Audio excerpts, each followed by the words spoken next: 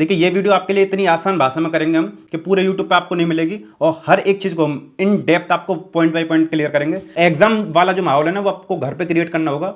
आज की वीडियो आप सबके लिए काफी शानदार रहने वाली है क्योंकि इसमें आपको ये तो बताएंगे यूपीएससी मेंस के जो पेपर्स होते हैं उसको कैसे एनालाइज करना, आपको ये भी बताएंगे आंसर राइटिंग में आपको कौन कौन से की फैक्टर्स इंपॉर्टेंट है आपके लिए।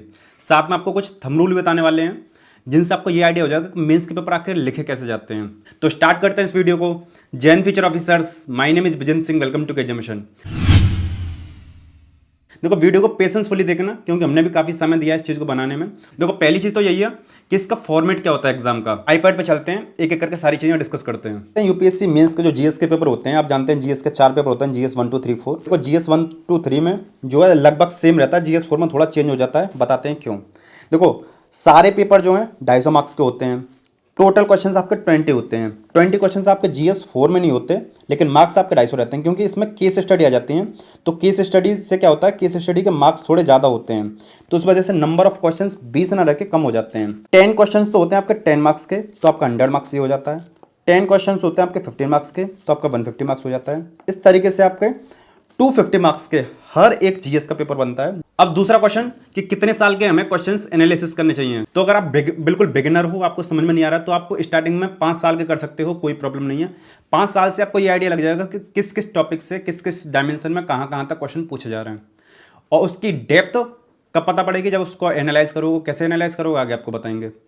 लेकिन जब आप प्रैक्टिस करने के लिए जा रहे हो और आपने अच्छे से सिलेबस को कवर कर लिया है, आप खुद से प्रैक्टिस करोगे, आंसर राइटिंग प्रैक्टिस करोगे, तो कम से कम 10 साल के तो आप एनालिसिस करो। और अगर आप आगे बढ़ सकते हो तो 15 साल तक का एनालिसिस देख सकते हो, मतलब 10 साल तक ठीक रहता है। और जब आप मेंस का पेपर लिखने जाओगे उससे पहले भी कम से कम 10 साल के तो आपके दिमाग में सेट होने चाहिए कि यूपीएससी का ये ट्रेंड एनालिसिस होता है, ये ऐसे ऐसे पूछता है, ये सारी चीज़ें। अब आपको बताते हैं यूपीएससी के प्रीलिम्स में और मेंस में दोनों में जीएस के सब्जेक्ट होते हैं। जीएस जो प्रीलिम्स में होता है उसमें सिर्फ आपके 6 सब्जेक्ट होते हैं, history, geography, economy, polity, science and technology and आपका एनवायरनमेंट, ये रहता है। फिर बाकी का करंट अफेयर वगैरह रहता है, यानी 6 सब्जेक्ट रहते हैं उसमें। लेकिन मेंस में यही सब्जेक्ट आपके कम से कम 15-16 सब्जेक्ट में टूट जाते हैं। पहले वाले में आपका हिस्ट्री, ज्योग्राफी, सोसाइटी होता है, दूसरे वाले में पॉलिटी, आईआर और वो सारी चीज़ें रहती हैं। थर्ड वाले में आपका एनवायरमेंट हो गया, आपका इकोनॉमी हो गया, टेक्नोलॉजी, सारी चीज़ हो जाती हैं। चौथे में आपका एथिक्स, केस स्टडी वगैरह, ये सारी चीज़ हो जाती हैं। तो अभी तक आपने पूरा फॉर्मेट जान लिया, फॉर्मेट क्या होता है ये भी जान लिया, कितने साल के करने हैं। अब बात करते हैं उसके टाइम मैनेजमेंट कैसे करना है। लेकिन उससे पहले आपको एक गुड न्यूज़ देनी है। पीडब्ल्यू का जो प्रारंभ बैच है, आप जानते हो उसका जो प्राइजेस 30-35 हज़ार है। लेकिन आपके लिए गुड न्यूज़ ये है कि 21 सितंबर को उनका एक टेस्ट कंडक्ट होने वाला है जिसमें 10th लेवल तक के क्वेश्चन पूछे जाएंगे। ये आपके लिए काफ़ी बेनिफिशियल होगा क्योंकि इसमें 100% तक आपको स्कॉलरशिप मिल जाएगी, तो आप इसको जरूर चेकआउट कर सकते हो। और इनके 2024-25 के लिए जो संकल्प और टाइटन और प्रहार बैच हैं, आप उनको भी चेकआउट कर सकते हो। इनके ऑप्शनल कोर्सेज भी हैं, आप उनको चेकआउट कर सकते हो। जो भी आपको ज्वाइन करना हो ज्वाइन कर सकते हो। साथ में इनका सीसेट का कोर्स भी आप उसको चेकआउट कर सकते हो। देखिए इनके यहाँ पर एक बैच है जिसका नाम है कॉम्बो, जिसमें आपको ऑप्शनल और जीएस दोनों की तैयारी कराई जाती है। हम आपको यही रिकमेंड करेंगे अगर आपको ज्वाइन करना हो तो कॉम्बो वाला कोर्स परचेस करना, क्योंकि इसमें आपको काफी अच्छा डिस्काउंट देखने को मिल जाएगा। साथ में आप हमारे चैनल का कोड केजीएम इस्तेमाल करोगे तो आपको इनके सारे कोर्सेज पर काफी अच्छा डिस्काउंट देखने को मिल जाएगा। देखिए इन सारे कोर्सेज में आपको इनके जो लाइव क्लासेस हैं, वो डाउट्स वगैरह, ये हर एक चीज आपको मिल जाएगी। सीसेट भी इंक्लूड है। अगर आपको इनका प्रीमियम कंटेंट चाहिए जिसका नाम है सेलेक्ट हिस्ट्री, तो जिसमें ये सारी फीचर्स मिलेंगे, तो आप उसको भी चेकआउट कर सकते हो, जिसका प्राइस है करीब 5,000 रुपए। पीडब्ल्यू का लिंक और उसका जो स्कॉलरशिप होने वाला है उसका लिंक हम डिस्क्रिप्शन डाल देंगे, सारी जानकारी आप वहां से ले सकते हो। आप इसको चेकआउट जरूर करना, आपके लिए काफी बेनिफिशियल होगा। तो अब बात करते हैं कैसे टाइम मैनेजमेंट करना है आपको। देखो आपको बताया था 10 मार्क्स वाले क्वेश्चन होते हैं, 15 मार्क्स वाले क्वेश्चन होते हैं। इसको कैसे मैनेज करके चलोगे यूपीएससी मेंस के पेपर में, और ये आपको आंसर राइटिंग में भी फॉलो करना है। तो देखो जो 10 मार्क्स वाले क्वेश्चन है उसमें आपको मैक्सिमम 150 वर्ड लिख सकते हो। स्टूडेंट की कैपेसिटी ज़्यादा होती है लेकिन वो रोकता है कि कम शब्दों में आपको ज़्यादा चीज़ खत्म करनी है। और 15 मार्क्स वाले में आपको 250 वर्ड लिखने होते हैं। इसके लिए आपको 2 पेज दिए जाते हैं यूपीएससी की तरफ से, इसमें आपको 3 पेज दिए जाते हैं। इसमें आपको करीब करीब 7 मिनट का समय लेना होता है, यानी आप लगा सकते हो एक पेज बनने के लिए आपके पास 3 से 3.5 मिनट का समय है। और यहाँ पे आपको 10 मिनट्स दिए जाते हैं, इसमें भी एक पेज बनने के लिए 3 से 3.5 मिनट का टाइम रहता है आपके पास। टोटल देखो 7 मिनट रहते हैं, 10 क्वेश्चंस रहते हैं, तो 70 मिनट तो आपके ये ले जाएंगे, जिसमें आपको 20 पेज भरने होंगे क्योंकि 2 पेज बनने हैं। 10 क्वेश्चन आपके 15 मार्क्स वाले रहेंगे जिसके लिए आपके 10 मिनट का समय रहेगा, तो टोटल आपका 100 मिनट हो गया।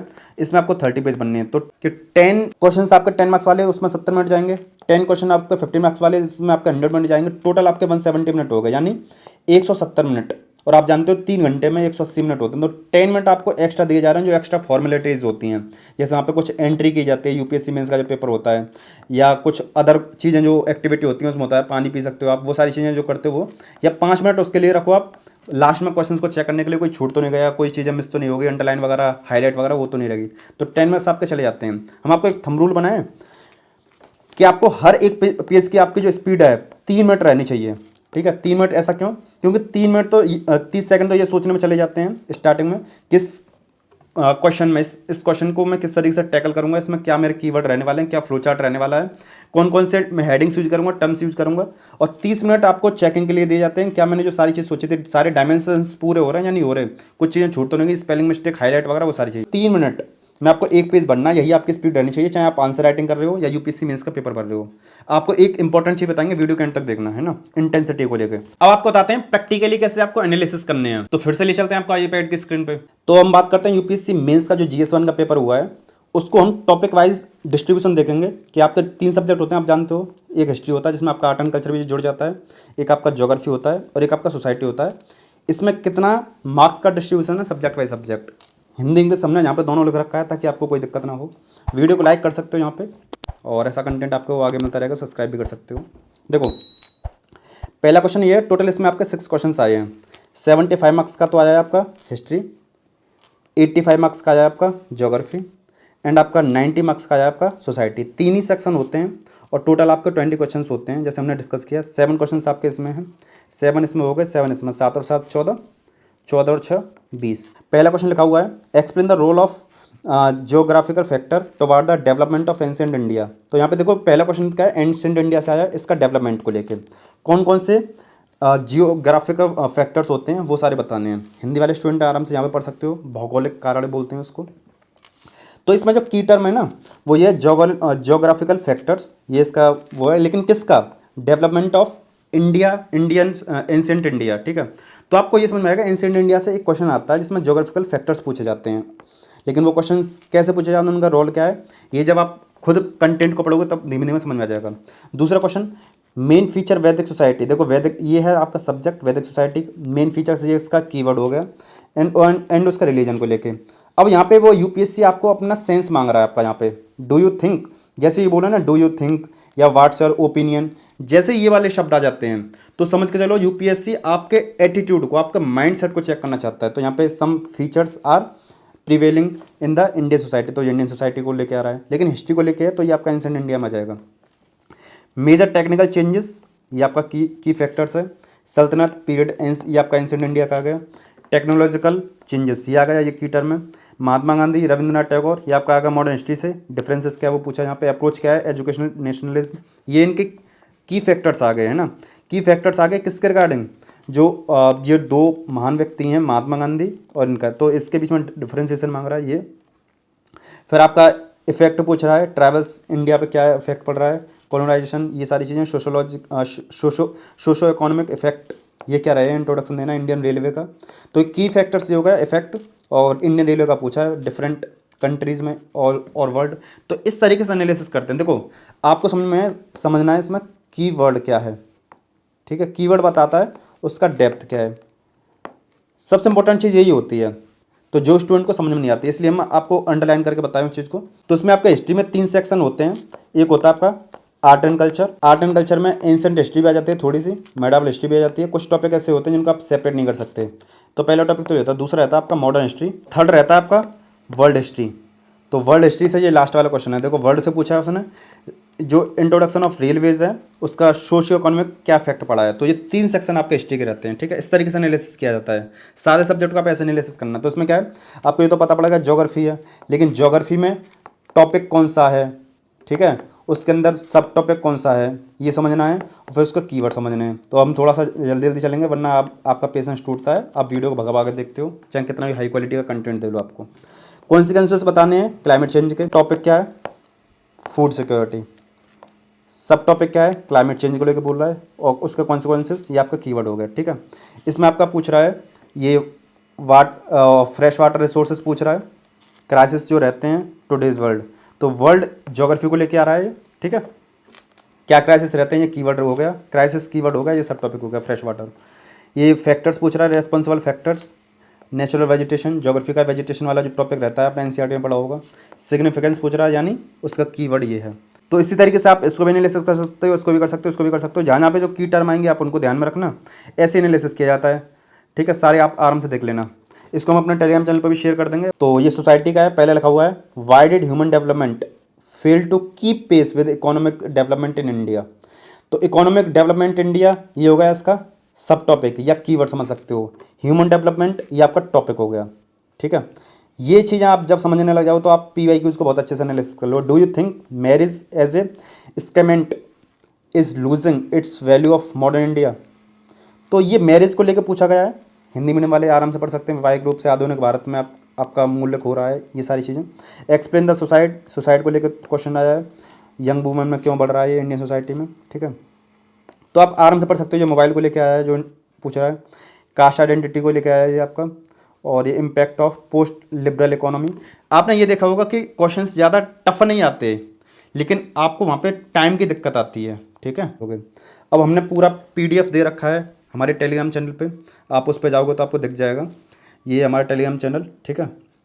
यहाँ पे हमने सारे PDF दे रखे हैं इसके, पेपर 1 के, पेपर 2 के, आप यहाँ पे देख सकते हो। आप इन सारे पेपर्स को हमारे टेलीग्राम चैनल से डाउनलोड कर सकते हो। काफ़ी सारा कंटेंट है, आप उसको चेकआउट कर सकते हो।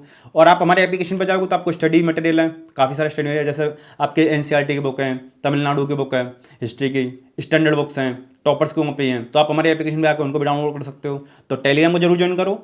एप्लीकेशन है नाम KGM मिशन, उसको जरूर ज्वाइन करो। दोनों का लिंक डाल देंगे डिस्क्रिप्शन में, जो आपके लिए काफी बेनिफिशियल होगा। फ्री ऑफ कॉस्ट है, कुछ भी 1 रुपया नहीं ले रहा आपसे। तो देखो, ऐसी वीडियो बनाने में काफी मेहनत लगती है। हम आपको टारगेट दे रहे हैं इस वीडियो का, कम से कम 1000 लाइक इस वीडियो पर रहने चाहिए। अगर ऐसी रहेंगे तो हम आगे ऐसी हाई क्वालिटी वाली वीडियोस और बनाते रहेंगे। आपको अगर इसी तरीके का कंटेंट चाहिए जो आपको एकदम हर एक चीज को, जानकारी को सिंप्लीफाई करे, तो आप हमारे बाहुली कोर्स को चेकआउट कर सकते हो, जो एकदम यूनिक कोर्स है, जो आपको बताएगा UPSC की प्रिपरेशन बिल्कुल स्मार्ट स्टडी के साथ में, स्मार्ट गाइडेंस के साथ में कैसे की जाती है। तो आपको इंपॉर्टेंट चीज बताते हैं। आपने ये जान लिया कि फॉर्मेट क्या होता है, टाइम मैनेजमेंट वगैरह हर एक चीज आपने एनालिसिस करना सीख ली। कुछ की फैक्टर्स हैं जिनको आपको दिमाग में रखना है। देखो, जिस तरीके से हमने आपको टाइम मैनेजमेंट बताया, उस टाइम मैनेजमेंट को अपने दिमाग में रखो। जब आप घर पे भी आंसर राइटिंग कर रहे हो, फुल सेट जब लगा रहे हो, तो उसी इंटेंसिटी के साथ में, उसी एनवायरमेंट के साथ में घर पे प्रैक्टिस करो। जिस टाइम पर आपका UPSC का पेपर होता है 9 से 12 और 2 से 5, उसी टाइम पर आप अपने घर पे प्रैक्टिस करो। डेली 2 सेट लगाओ, जब आपका पूरा सिलेबस कवर हो जाए।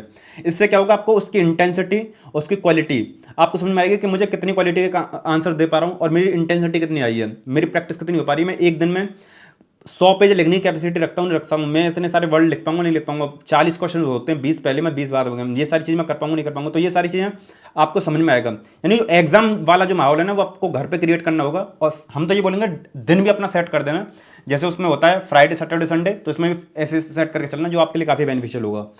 अगर आप इतना नहीं कर सकते स्टार्टिंग में, तो 10 क्वेश्चंस के हिसाब से भी कर सकते हो। 5 आपके 10-10 वाले और 5 आपके 15-15 वाले, जो आपके लिए काफी बेनिफिशियल होगा। लेफ्ट वाली प्लेलिस्ट को क्लिक करके UPSC मीन्स में जितने पेपर हो, आप उनके एस्पिरेंट्स के रिएक्शंस हैं, उनके रिव्यूज को आप उसको चेकआउट कर सकते हो। डाली वीडियो क्लिक करके 2024-25 के लिए जो स्टडी गाइडेंस है, आप उसको चेकआउट कर सकते हो। बाहुली कोर्स को चेकआउट करने के लिए इस वाली वीडियो क्लिक कर सकते हो। सारे इंपॉर्टेंट लिंक आपको डिस्क्रिप्शन में मिल जाएंगे, जरूर चेकआउट करना। इस वीडियो को समाप्त करते हैं, मिलते हैं नेक्स्ट वीडियो में। जय हिंद।